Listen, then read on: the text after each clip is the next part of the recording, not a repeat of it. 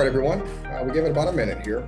We're still expecting some more people to join us here, but in the meantime, with respect to time, we'll go ahead and get started. Once again, thank you for joining us today. This is the first installment of our new Cyber Series Roundtable discussions to address growing concerns, growing threats of different things that are plaguing our cyber community, things like ransomware, things like malware, things of that nature.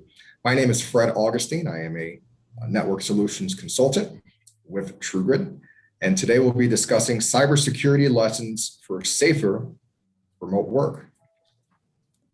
The discussion will be recorded, so for those of you who want to go back and look at things that you may have missed or want to go back and review, you can do that. Also, please note that all the microphones for the attendees will be muted by default, just to cut down on some background or ambient noise, okay? This is not going to be a formal webinar, okay? This is more of a informal roundtable discussion that we're having with some industry experts and thought leaders. So if you do have any questions during the course of this discussion, I don't want to say presentation, it's more of a discussion, feel free to write them in the box there at the bottom. You have a chat box and you have a Q&A box. We'd prefer that you jot your questions down in the Q&A box. That way, it'll go a little bit more smoothly as far as our backend moderator to review the questions and announce them at the appropriate time, okay? So it's very evident that the concept of remote work or work from home is pretty much here to stay. The cat's out of the bag, so to speak. It's more than just a short-term trend. Now, of course, in the mad dash for companies to scale their remote access capabilities and ensure that their business continues continuity, a lot of sacrifice has been made in the name of security hygiene, and that leaves them open to a number of attacks. So these vulnerabilities have led to a rash of recent cyber attacks in businesses and even government organizations. Now, the most menacing of these attacks, ransomware. We hear about it all the time, all over the news. Big companies are getting hit with ransomware. The vast majority of companies, believe it or not, don't even get reported. You have hundreds of small and medium-sized businesses every day that are getting hit with ransomware. Their files are being abducted, so to speak. Their backups, their repositories, everything. And they're paying tens of thousands of dollars, hundreds of thousands, even millions of dollars, okay?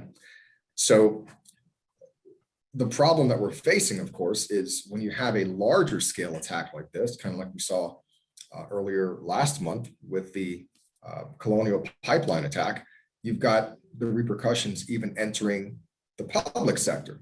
People are making mad dashes to the gas station, and all these crazy things that are happening because of ransomware attack. I heard that Edward Don, the food service supplier, was attacked just last week. And of course, we have all over the country, our infrastructure, I feel, is ill prepared to deal with these attacks. You've got facilities. Just today, I heard about a facility out in California, a water treatment facility that was attacked by ransomware. So what can be done to mitigate or even prevent some of these attacks from happening altogether? Well, here to discuss our panel of industry experts and cybersecurity thought leaders, we have with us Mr.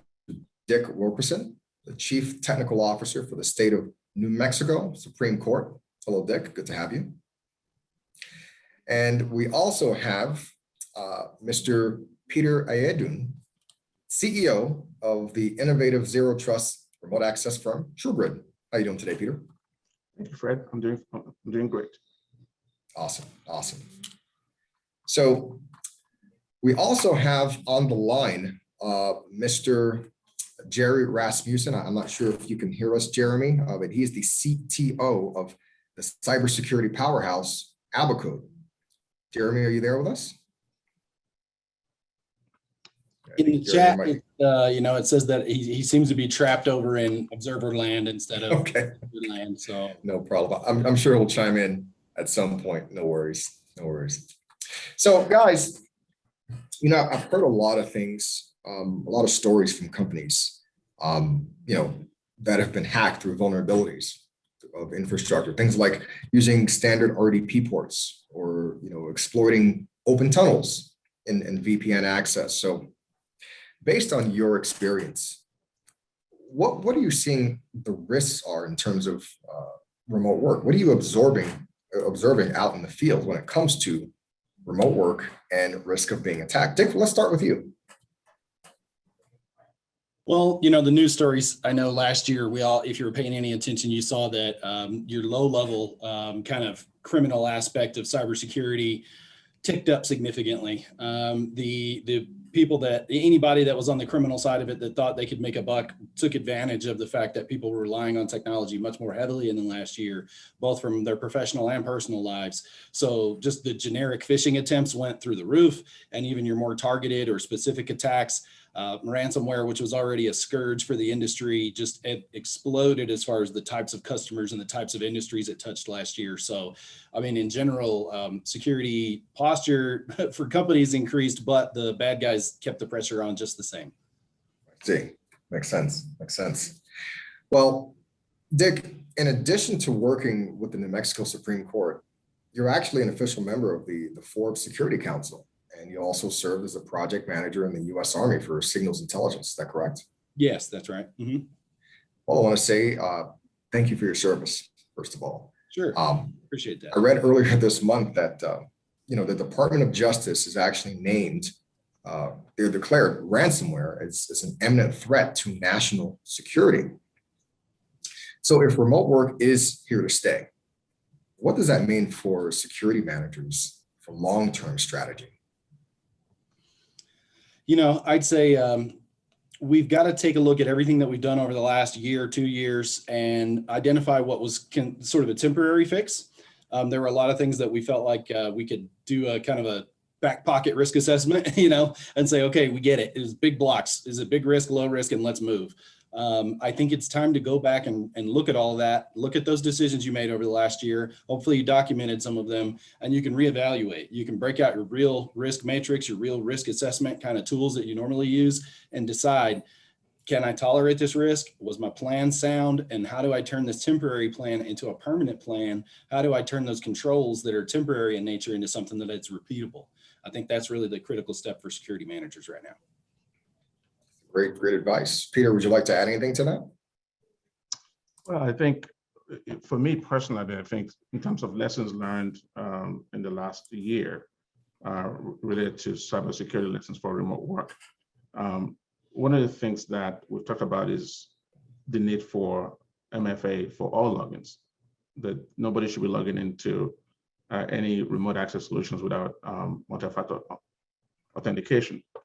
Well, some of the things that we're learning over the last year, we've had 3 companies approach us after a breach in the last 6 to 7 months, where those breaches are actually coming over VPN. And in 2 of those cases, we have employees using company-issued laptops, okay, and which is expected over VPN. But the attack unusually did not come from the VPN gateway directly. These attacks actually coming from the home network of the employees in question, even though they're using company-issued laptops, okay?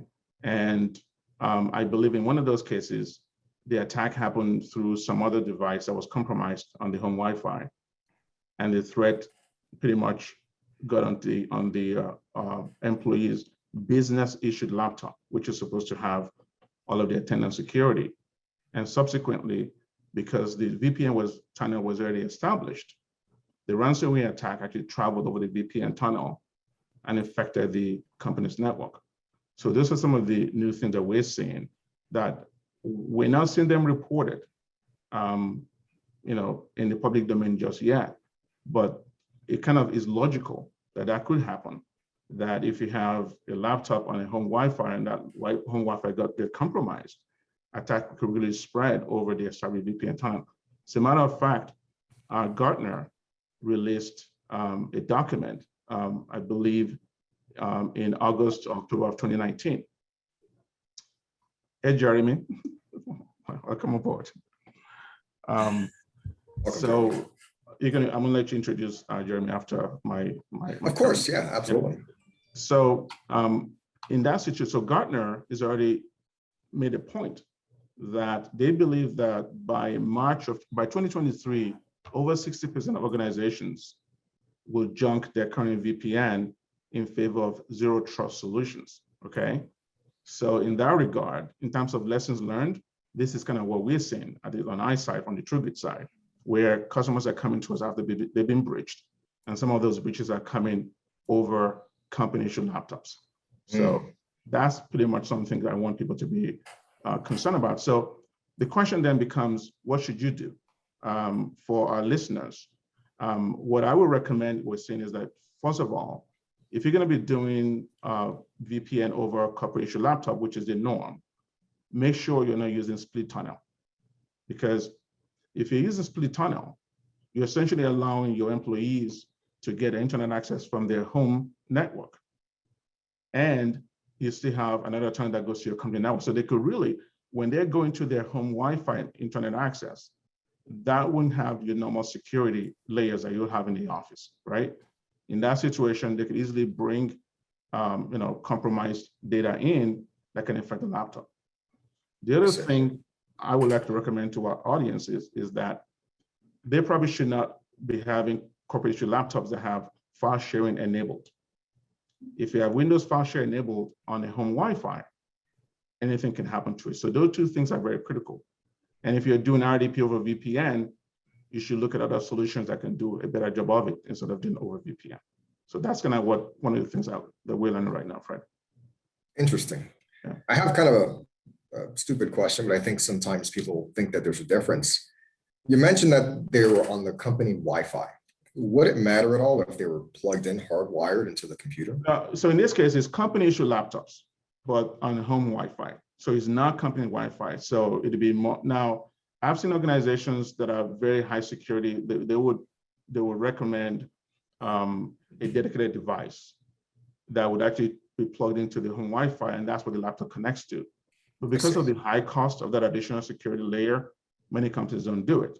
Many companies truly believe that by issuing company laptop that has antivirus or the other stuff on it, it should be good enough, right? In most cases, it might be good enough if they're not doing split tunneling. But if you have those things and you're doing split tunneling, you're still exposed. Now remember, even organizations that have the highest of security, they still get breached.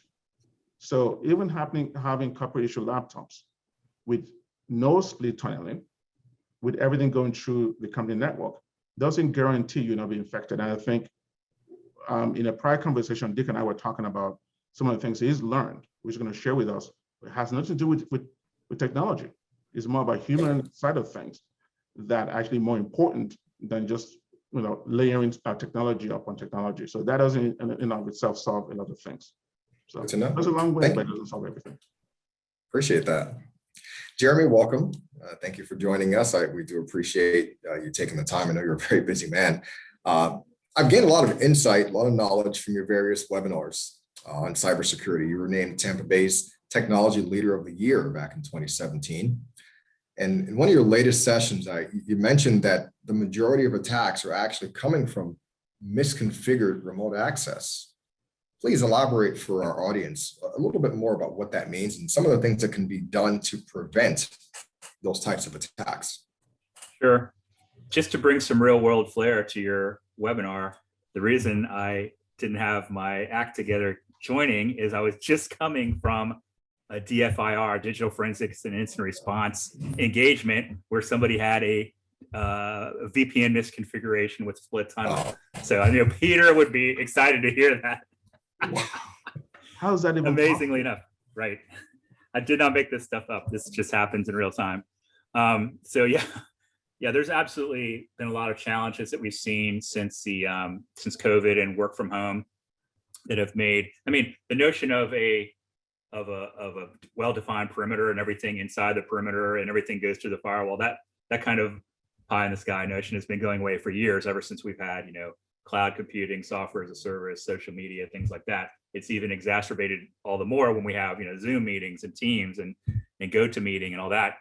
And so the whole idea of zero trust or having It's not just a buzz phrase anymore for the industry. It's something we need to be thinking about. The new kind of normal is assume somebody's already in your environment. They're already in your network. You can't trust that device. You can't trust that connection. And so you have to think segmentation. You need to think multi-factor authentication everywhere. You need to think continuous monitoring everywhere. And that's how we kind of get our arms around it. You're exactly right. We work with, we do digital forensics and investigations amongst other services, managed services. We don't want to do DFIR ever, because that means somebody's messed up and now we're cleaning up afterwards. But we would like to be proactive and have protections in place beforehand. But unfortunately, people make mistakes, and then we have to help them, dig out from that. And we never want to run into a situation where we have to work with a negotiation on a ransomware decryption key. But we had to do that recently. And one of the companies we engaged was called Coveware, some former law enforcement folks. They actually do the negotiation with the ransomware gang. They help facilitate the payment through Bitcoin, through a Bitcoin wallet and all that stuff. Okay. Obviously, nothing I would never recommend paying a ransom, but if it has to be done, we have a source to do that. And these guys said over the last year, 62.5% of all ransomware attacks that they worked on came from remote desktop misconfiguration. Okay. So the second way was, phishing and social engineering, as you might have guessed. And then the third was just deprecated services. We saw this too, where people are running some old version of PHP code on their website, or they're running some old, Windows Server 2003 that's public facing and can't be, updated with patches, or they're running an old Exchange server that's unpatched, things like that. But for the most part, it's, port 3389, remote desktop misconfiguration, and allowing, not whitelisting it so that it comes in, allowing it to come in connections from anywhere, not limiting the number of, connection attempts, not adding any kind of wrapping around that where it goes, forced to a bastion host and with multi-factor authentication, VPN protection, and so forth. So unfortunately, that's just, you're just opening the floodgates for attackers that way. Understood. And for those of you who are just joining us, that is Jeremy Rasmussen. He's the CTO for the cybersecurity powerhouse Abacode. So those of you who don't know Abacode, they're a huge company. They are very integral when it comes to not only recovering from an attack, but also helping to prepare and prevent from one from even happening. So we're excited to have you, Jeremy. Dick, the majority of things that are shifting to a remote environment after COVID, many organizations are actually struggling with changes of behavior and online etiquette, right? When it comes to remote employees, what are some of the lessons that you've learned about, transitioning from people working at home versus working in the office? Well, I don't take a lot of specific kind of measurement points or data points around my security profile to make my CISO sweat. I don't make him dream up charts all day, but I do talk to him often so that I get that input from him. And I know last year, our biggest shift for us was being in the courts, working in the courts or working for the government in general is usually a very in-person experience. So our employees are their mindset is, I'm at work in a government building. This is important work. This is a serious place. When you take those people and you take that same work, but you do it somewhere else, you don't do it inside a courthouse, which is clearly a very kind of a presence, in your life when you're inside that building, and You're now sitting at a coffee shop or your couch in your living room. Some of that idea of I'm at work doing serious, important things it just gets vacated from that person's mind. And so while they're working, they are engaged in other activities and they're just not paying as much attention to the interactions that they have with their information. They're interacting with their work system the same way that you would interact with your personal computer. And it shifts their level of security mindset inside that employee. Am I acting like an employee or am I just acting like myself right now? And if you're sitting on your couch, you're more likely to just act like yourself. And that person makes more mistakes than an employee who takes their work very seriously. So we noticed that sure enough, our touch point for that was our own internal phishing training attempts that we do. We run pseudo phishing attacks and then we have our employees report back. And sure enough, the trend, that was the first indicator for us that the behavior itself had changed. that the trends on that, where groups that we had tested before started to sort of double their click rate of malicious links, we realized right away it's because I'm very likely to click on the Cheerios ad that's in my computer right next to the computer that I'm doing my work on. So, you know, that click behavior changed, and it was purely down, we think, to the environment that the employee was just working in. Wow. Wow. And for those of you who caught that, he said pseudo training. He didn't mean like a Linux joke, right? It was actual like fake. Not super. Good one. So, Peter, I know that you have decades of experience when it comes to IT security. You've been a consultant for various Fortune 100 companies, and you're also the CEO, obviously, of a high-tech remote access security firm. So, tell us some of the real-world examples that you have seen when it comes to remote access, maybe some of the carelessness that has happened. You know, I've talked to a number of folks myself, and it seems like, you know, as long as everything is working, if it ain't broke, don't fix it. And they kind of fall victim over time to one thing or another. But what are some of the real world examples that you're running into?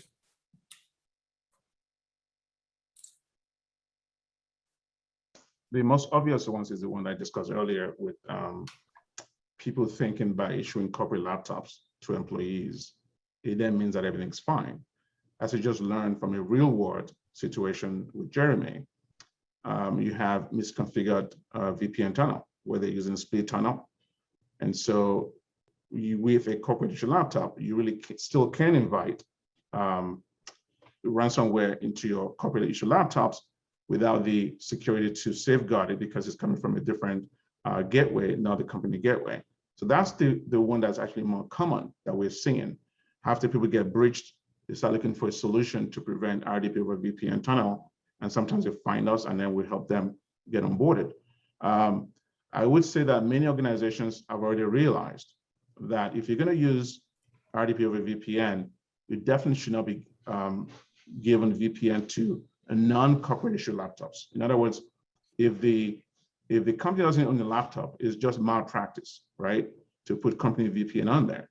But I want our audience to now know that even when you have company issued laptops, you really have to do it with care. As Jeremy said, 60% of over 62% or so of attacks come through misconfigured RDP. Right. And I was surprised to find out that there are two primary reasons why people use VPN today. I've come to realize one is the file sharing to the office or accessing web services in the office. So the second popular reason is RDP over VPN, surprisingly so. And that is not to talk about people that just exposed at this 389, which is in and of itself is malpractice. But more than anything else, I think, like Dick had mentioned earlier, having multi-factor authentication alongside login and password should be number one thing that people should be doing. Seriously, because it is very easy today for anyone to go into the dark web, the marketplace called dark web, and purchase stolen credentials. As you all learned, the attack that happened to the pipeline, the Colonial pipeline, occurred because there was an account that's no longer being used for VPN, but the credential was still being sold on the dark web. And the hacker subsequently purchased it. Somehow they got hold of the credential and they use it to attack that VPN gateway. That account has no multi-factor authentication. So if you kind of think about it, despite them being able to get hold of the login and passwords, had it been that the account requires MFA, that'll be more difficult to actually, So I would like to tell our audience that the fact that many banks today kind of require a form of two-factor authentication should tell all of us that if you need to safeguard something of value, MFA is critically a requirement right now. So those are some of the lessons that we're learning over the past year. MFA can be really annoying though. I mean, what can we do to kind of circumvent that? Well, you have to put in your password. I'll let Jeremy and Dick weigh in, but I will say this though, that push authentication is one way to simplify it, but Dick, go ahead and weigh in, please. Oh, no, I just, this is a little sneak peek. I'm going to be doing a whole topic about cybersecurity, the path of most resistance. And it's exactly what you're talking about, Fred, that multi-factor authentication and all the other technologies that security say are going to save us are the exact opposite of what the user experience wants to be or should be. And that we're creating hoops and gates that people have to pass through that they really don't want to pass through. And so I appreciate, Fred, that you mentioned that multi-factor. While Peter is right, we got to multi-factor everything. Users don't want it. So that's all. I'm really thinking a lot about that. So I'm glad to see it's reflected in this discussion today. Absolutely. Absolutely. If I can add to that, Fred, if you don't mind. Yeah, sure. We were involved with a customer, somebody who came to us after they were breached. So when they were doing they were renewing the insurance policy. Surprisingly enough, the insurance companies are now getting more critical about who they insure. So one of the questions on the application that they fill out was a requirement that every admin account or any system that will be logged into with an admin must require MFA. Wow. Yes, because they're realizing that when admin's account or there's any form of elevation with that MFA, it makes for an easy attack. Okay, and maybe Jeremy can speak to that as well, given your IR experience. Yeah, absolutely. I mean, another issue is too many admin accounts, right? I did a pen test a couple of years ago for an insurance company, and they had 243 domain admin accounts, or accounts that had domain admin privileges. And I was like, why do you need that many? Yeah. You just need a few carefully controlled and monitored ones. So I would say, just something as simple as limiting an administrative access, disabling local admin accounts, or making sure that there's not one common local admin account that's used across all computers. That would be another good idea, because as soon as you have one, you've got access to all systems through PS exec and some of these other tools. The other things I recommend, we've already talked about, access controls, multi-factor authentication, limiting account management. I would say, definitely implementing a formal program that regularly researches vulnerabilities and installs patches right away is huge. And not always, believe it or not, patching is still a big thing. We got called in on a forensics job for an auto parts company that had an e-commerce site. We were, we were trying to get them cleaned up, and we kept finding them owned again, right? Somebody kept creating admin accounts and kept coming in some backdoor, and we finally figured out it was their firewall itself. They were using an SSL VPN, and they had not installed the latest patch for their FortiGate 40 OS, and it had a 0 day on it that, well, I can't call it a 0 day. There was a patch available for about a year that they hadn't gotten around to installing that allowed the attackers to keep coming in.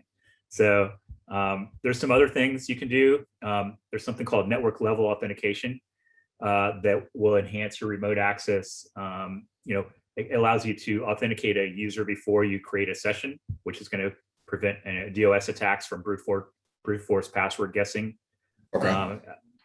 Segmentation we've already talked about. I mean, there's a million things you should do. I agree, it's daunting to have to do all these things, and there's always a trade-off between usability of a system and security, right? The most secure system is the one that's unplugged, wrapped in chains, and thrown to the bottom of the ocean, but it's not very usable. So we have to understand that whenever we come in, we want to understand what's your business mission that you need to accomplish. That's the first thing. Right. Then we're going to try to design things that are going to complement that and allow you to accomplish that mission. But on occasion, there will be trade-offs between usability and security. So understanding those issues and applying those controls, you're probably not going to have the internal people that even know how to do that, right? I mean, this is such a specialized thing. There's emerging threats every day. There's 500, if I go to RSA conference, Black Hat briefings, or any of these big security conferences, there's 500 vendors in the expo hall, each flogging some product that says it's going to solve your problem. But in a lot of cases, it just creates more problems. So I think there's definitely an argument to be made for bringing in an expert third party that can guide you through that process, working with them to, engage with somebody who's vendor neutral, right? Who's not just flogging a product, right? Who's not just trying to get you on some point solution. A point solution, as we said, never works. You have to have a framework. You have to have checks and balances. You have to have layers. in place, and somebody who needs to see the big picture, and all of that has to support accomplishing the business mission of the company. Excellent. And I'm sure you've seen tons of incidents like this, in your tenure with Abacode.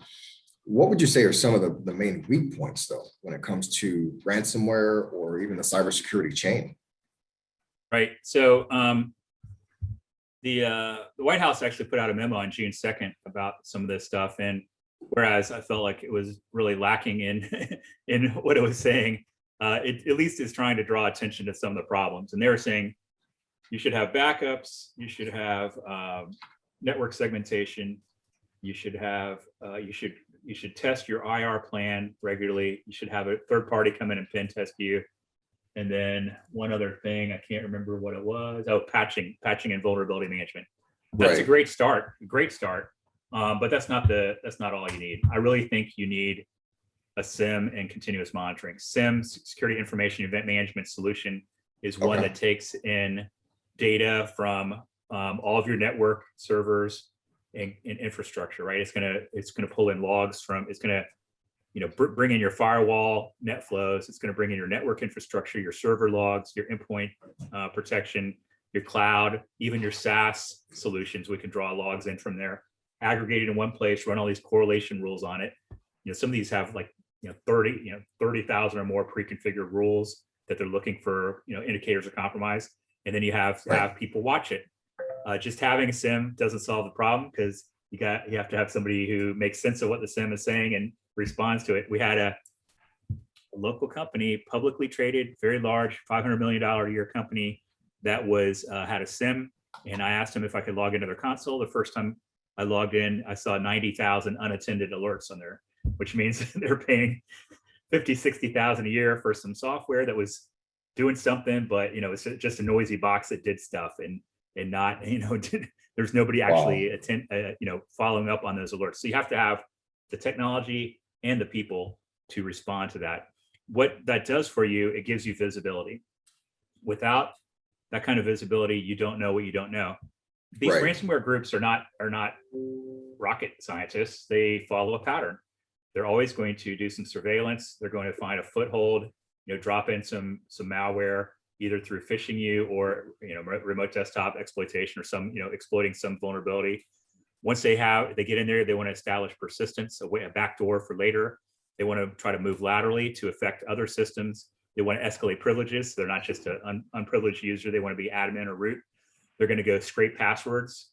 So using Mimikatz and other tools like that, they're going to try to find passwords. There's also responders, another tool we use when we're doing red teaming for collecting credentials and hashes that can be later cracked.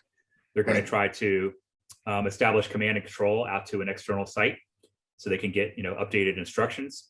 They're going to stage data. They're going to look for either intellectual property, personally identifiable information, or other financial stuff of financial impact. They're going to try to steal that. They're going to stage that. Usually we'll find 7-zip or RAR on there where they're getting ready to zip stuff out and send it out. We'll find WinSCP, which is an FTP tool, where they're going to send it to the cloud. They exfiltrate all your data. Then they start encrypting everything and charge you a Bitcoin ransom, or say they're going to, we're going to put this out there and embarrass you unless you pay us some money.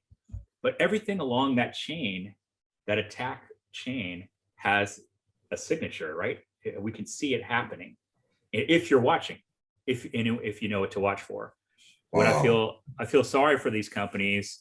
I'm just guessing, I don't know about the situation with the pipeline, or was it JBS Foods or some of these other ones recently where we've seen them get shut down and pay, a $12 million ransom.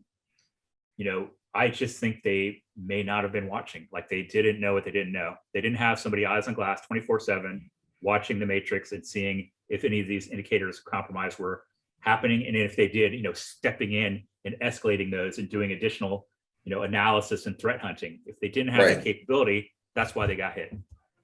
Right. And Dick, I think I heard you chime in. You said single pane of glass, right? So that makes a lot of sense. It just Well, and then, Jeremy got there with that term visibility, right? Right. And that's something that I have promoted. While that's a skill set that requires quite a bit of understanding, that's actually something that for a lot of organizations, if you've got a more junior person or kind of what you would consider an entry level type thing, that is a great place to drop somebody as far as your junior people. Put them in front of that single pane of glass and say, this thing's going to do half the work for you. It's going to tell you when something's wrong. And then you kind of teach them by responding to those alarms, and they can learn a lot from that. And then, essentially you can grow a one-person SOC, if you will, out of using those kind of tools and having somebody that's really focused on it. So it's a great way to kind of maximize the bang for your buck out of junior people as well. So It's funny you should say that. And I know communication is a huge factor when it comes to this as well. What kind of communication would you use to help increase the emphasis on security when it comes to the new marketplace? Well, I'm in a kind of a medium-sized organization, but we're dispersed. And I think there's a lot of companies that are like this. You don't work all out of one place. So your employees expect messaging to come to them in different methods, right? And especially from leadership. So for me, what I often try to do is I try and make our security manager, whoever that is, the voice of the program. I try and ask them to communicate a lot, even if it's generic messaging. I want the senior leadership, the C-suite, to be talking to the employees about security. Okay. The CISO is really, that's their job, but I also want that language to be baked into other messaging that comes from senior leaders, so that everybody hears it in kind of different ways, and it gets emphasis from different people. Gotcha. And beyond that, there's also, like we have a distributed enterprise. So I've got a lot of my employees log into the same webpage to look for information or to do their work. So that's a good place, again, to post reminders or just those little updates, or it doesn't have to be this great, long, in-depth video. It's just something that's just that little touch point, that exposure. Remember, Right. Things that require security, that require that mindset. And so get it into their day in different ways through different channels, even if it's not a beat you over the head kind of thing. It's just those touch points to say, remember, we're all here working on the security program together, and start at that senior level, but then infiltrate their day through different ways so that they're always thinking about it. That takes work. It takes persistence. Mm-hmm. And you have to overcome a lot of frustration, I'm sure, because from top to bottom, everybody's got. I mean, there is over communicating. I had, when I was the security officer of this organization, my own boss said, I want you to do something every single week.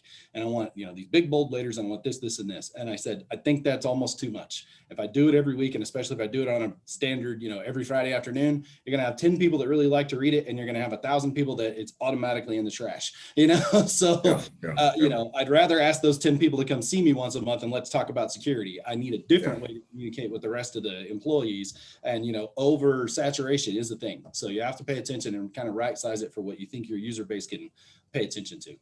Awesome. I saw this argument made the other day that I don't think phishing your own employees is a good idea, because they already don't like IT, and now you're making them mistrust IT, like they're tricking you. Mm-hmm. But I have to disagree with that, because anytime you're going to allow communications to come into and out of your environment, you're going to have to train the people, right? Because they can subvert the other security mechanisms you have in place, right? No matter what I do, network security wise, I can't keep somebody from picking up the phone and giving out their password over the phone, right? So that has to be trained. I can't teach somebody not to respond to the email from the CEO that says, hey, I wanted to honor some people with some gift cards. So go run to the store, run to CVS and get some gift cards, scratch them off, and then give me the numbers. Right? There's no security mechanism I can put in place in my environment that's going to keep that from happening. Right? Because there's no malware involved. Yeah, well, you say that. Not so common, because we've seen that one many, many times. There's no security control in place from a technical standpoint that's going to keep people from sending that wire transfer to the new routing number, right? Unless they're trained. So I do think you have to train people. And just like in college, you had your lecture, and then you had your lab, where lecture is just a theory and the lab is a hands-on.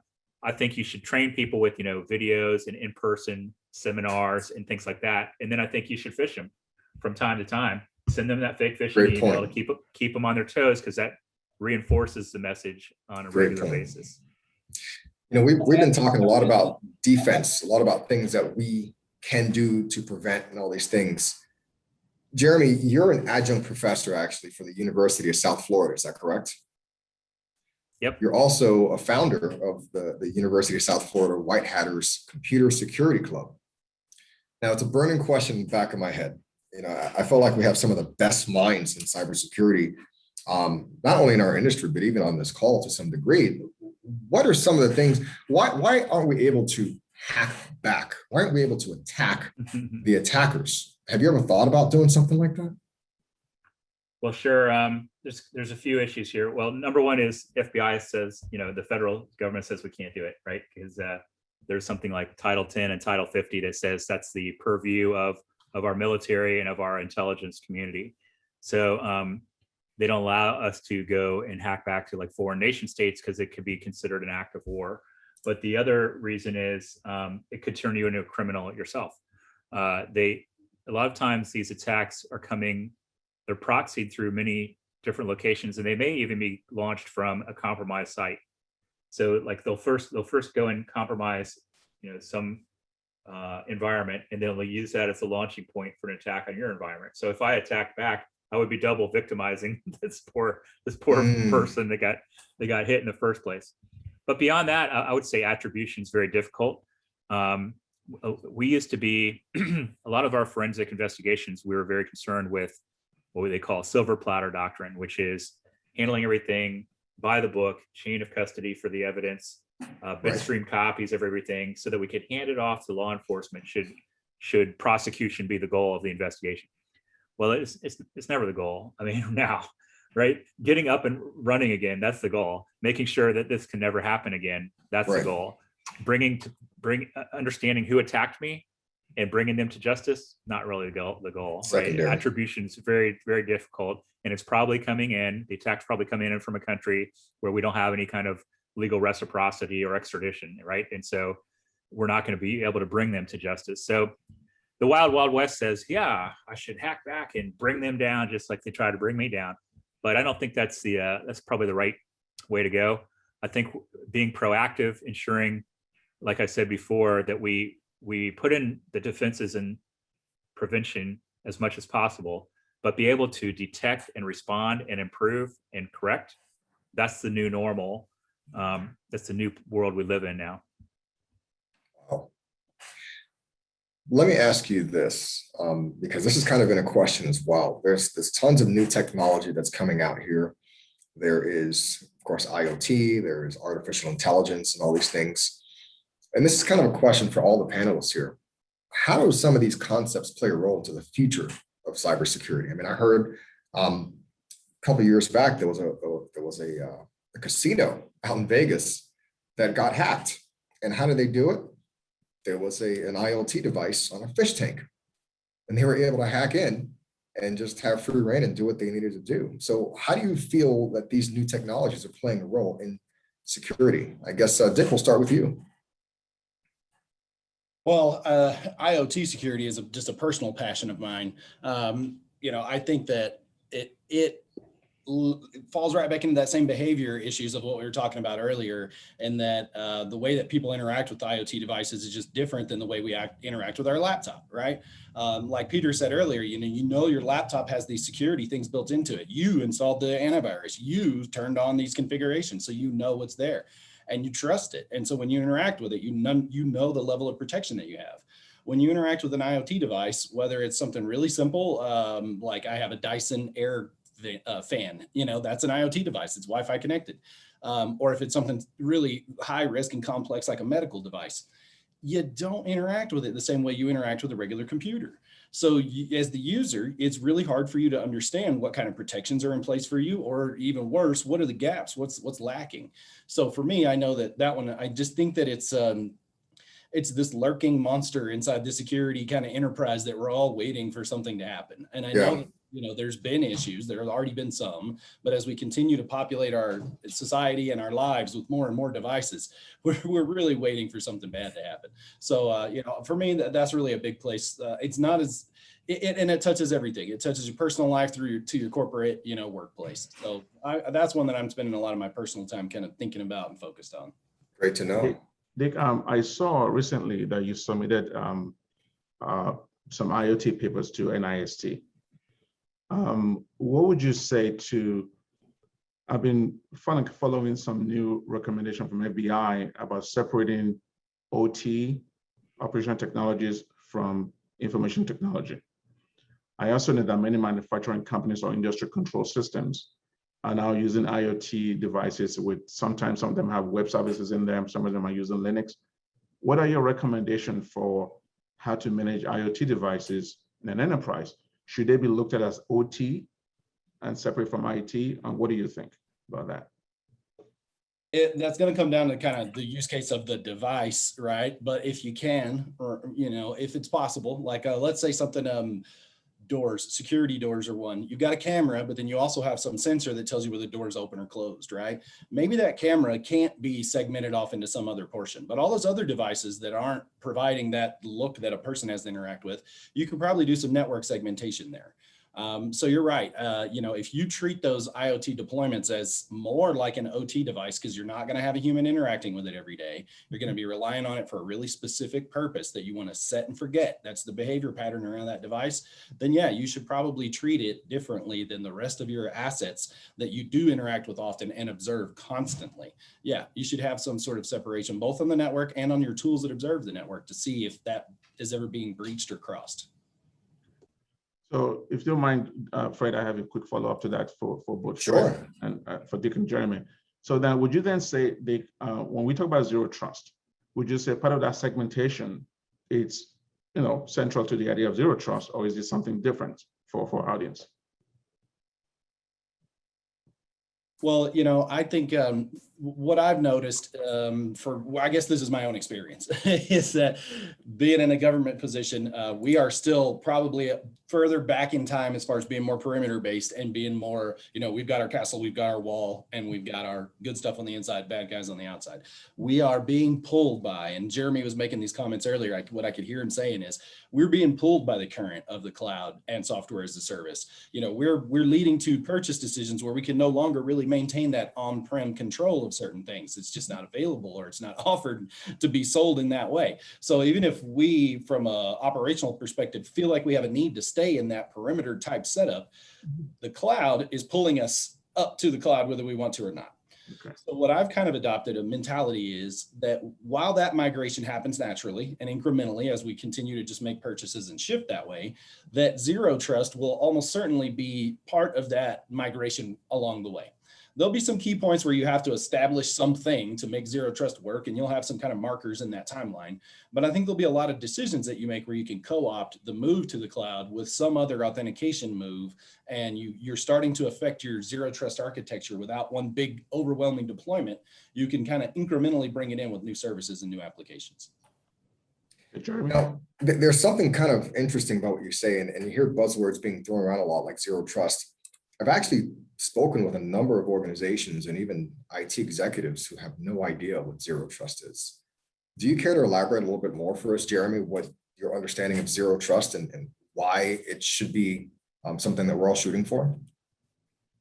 My notion, I think I kind of laid this out a little bit earlier, is to me, besides by the way, segmentation is really hard. I don't know. I think in the Colonial Pipeline situation, they probably couldn't say for certain that there was a 100% separation between their IT and OT networks, which is why they ended up shutting everything down and ended up paying the ransom. You know, we saw this a few weeks ago, or a few months ago, during the Super Bowl weekend here in Tampa Bay, the Oldsmar Water Treatment Center. Yes. There's this guy working in the middle of the night, and all of a sudden he sees the cursor moving on his screen, and he sees, you know, he's like figuring it's probably the IT guys doing something, until they go down to the sodium hydroxide levels for the water and raise those by 100 times normal, right? And that's bad. And he was able to back it out and stop it, and they were able to cut off the connection, but it was basically misconfigured TeamViewer, right? It was an older version of TeamViewer, and it had, you know, I guess they had somehow stolen the password or did credential stuffing or something like that. But imagine if that guy were on coffee break or going to the bathroom or something, and there weren't anybody monitoring what might have happened, right? So So I think that really begs the question, especially in our industrial control systems for critical infrastructure protection, why in the world would you ever allow a remote access into a system that could possibly be connected to physical systems like that, right? That has to be air gap, there has to be the separation there. But Right. I'm just telling you from a pen testing standpoint, I've pen tested networks that have what's called a NAC, network access control, where they try to through MAC address, control. They say, I'm not going to let anything connect. Or there's a couple of ways, right? There's 802.1x, right, which is LAN level port security. But there's also, if you don't have a way to install, say, a certificate into an embedded device, you're going to have to identify that device somehow on the network. So usually what they use is a hardware MAC address. All I have to do is take a little tool from Hack5 called a LAN turtle or a bash bunny or one of these and put it, or no, it's packet squirrel, I think it is. They all have great names, right? And you just put that in line between that device and the rest of the Ethernet port.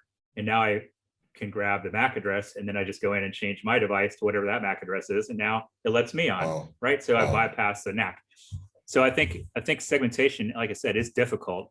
I think you probably do want to concentrate on air gapping it from, especially for critical infrastructure controls from anything that could possibly be reached remotely over the network.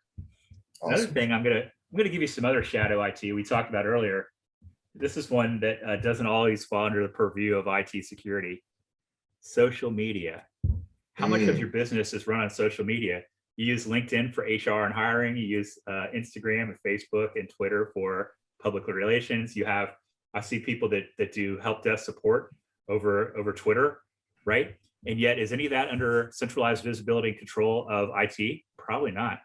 It's probably run by the marketing department or the HR department. So I would call them security amateurs, right? It probably doesn't have multi-factor authentication set up. It doesn't have monitoring for spoofed accounts and account takeovers, stuff like that.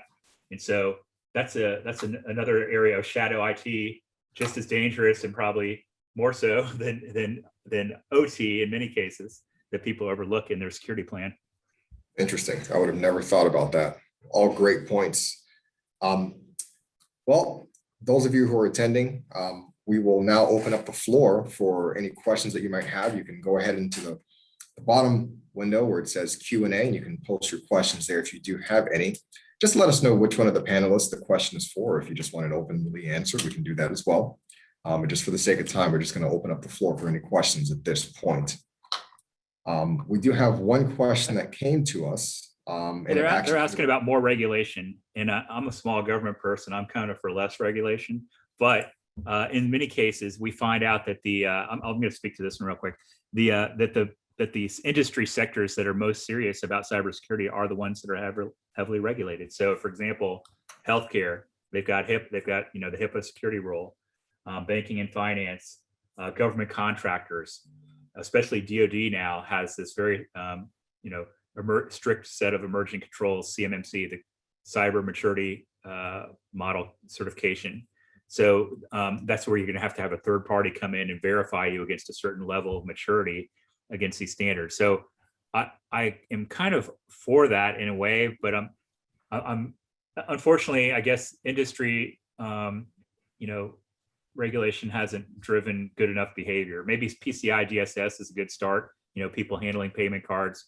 But for the most part, we find in the unregulated, if you will, industries, they're just not very, serious about cybersecurity. And so another area we've seen driving cybersecurity, of course, is privacy. So you've got the CCPA, California Consumer Privacy Act. You've got the New York Shield. You've got Nevada, I think, has one. 17 other states have pending privacy legislation. And that's going to drive cybersecurity best practices. And I heard it mentioned earlier about insurance. You're not even going to be able to pick up a cyber breach policy unless you're meeting some due diligence requirements. They're probably not going to pay out if you fill out the thing and then they come to find out you didn't have any of that stuff in place that you said you had. And then another issue I've heard is that if it's a nation state sponsored attack, considered an act of war, they have a clause, a get out of, they don't have to pay on that either. So a lot of times you'd like to say cyber breach insurance, you definitely need to have in place, but it could be driving bad behavior because people think it's a catch-all for everything. Exactly. Where it shouldn't be a substitute for security. It should be, your safety net. That's a good point, and I would even say that if you did have an incident that was as a result of your negligence, there should probably be some points against you, maybe if you do have a certification. I don't know. This is just kind of me thinking off the cuff. David, I'm sorry, Dick, you had a question? Yeah, I have something that I think it's complementary to Jeremy's comments there. I agree that I want the industry to be better. I wish the government didn't have to enforce these rules so that we could protect consumers. Right. I think something that as consumers, and even as us as professionals kind of inside the industry, what we forget is all this stuff we're talking about is crime. This is criminal activity. This is fraud. These are people stealing things from you. They're not walking by and stealing an item from you, but they are committing crimes. And so while we want to deal with this as an industry, as consumers, as something else, when you really put it on paper, you say, these are crimes, right? And now these are crimes that are being committed across international boundaries even. So that begs for government involvement. What's the right kind? What makes sense? How do you do law enforcement at the same time as improving security controls? Those are two totally different problem sets. You don't want one government agency trying to handle both of those things because they're not the same.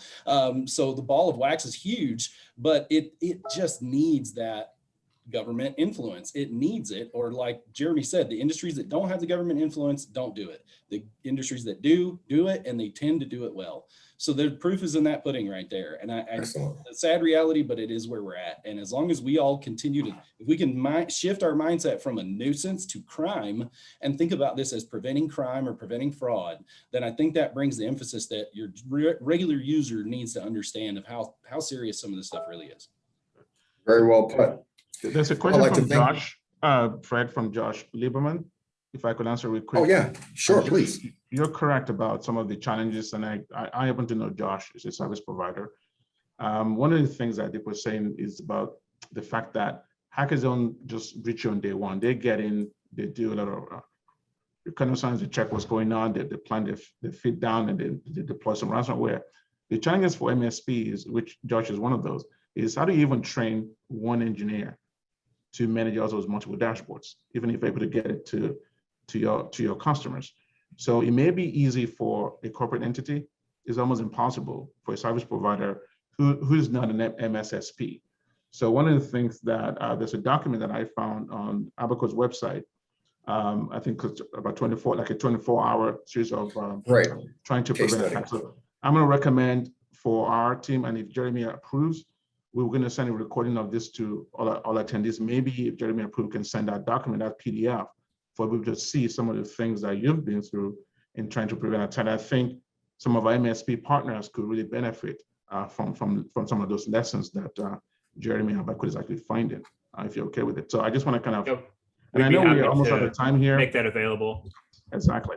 I want to give a quick closing remark. One thing I want to enjoin all of the executives on this call, if you're a CEO of a company, the question you should be asking yourself is, are you set up in such a way that you could survive a cyber attack?